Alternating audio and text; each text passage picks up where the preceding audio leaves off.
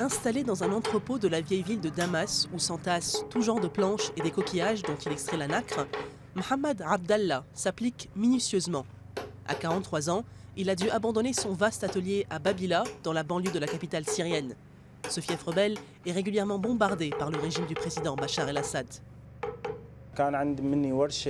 J'avais un atelier de 150 mètres carrés et environ 17 à 20 ouvriers. Mais j'ai été obligé de déménager dans cet atelier plus petit, qui ne fait que 20 mètres carrés et où je n'emploie à présent que 2 employés. La marqueterie traditionnelle consiste à incruster dans le bois la substance irisée des coquillages, ainsi que de l'ivoire ou de l'os, pour dessiner des motifs géométriques, selon la tradition arabe. Comme Mohamed, des milliers d'autres artisans voient leur activité menacée par le conflit qui ravage la Syrie depuis 2011 et a fait plus de 260 000 morts. Je ne sais absolument pas ce qui est arrivé à mon usine, que j'avais héritée de mon grand-père, parce qu'elle se situe dans une zone où il y a des affrontements. Il me reste une quantité limitée de tissus dans ma boutique. Mais je me demande ce que je vais bien pouvoir faire quand mon stock sera épuisé.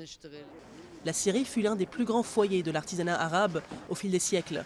Damas a même donné naissance à plusieurs mots dans la langue française, tels que le verbe damasquiner, qui désigne l'incrustation de fils d'or ou d'argent dans une surface métallique. Cet atelier grouillait autrefois de touristes venus du monde entier pour se procurer des tissus traditionnels syriens.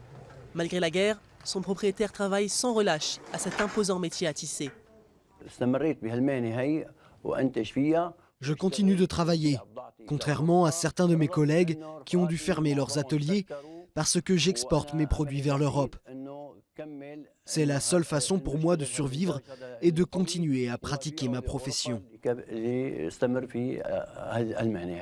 En 2009, la Syrie comptait environ 57 000 artisans, d'après un expert. Mais depuis 2011, entre 70 et 80% d'entre eux ont dû abandonner leur métier, mettant en péril l'artisanat damassène, grande fierté de l'industrie syrienne.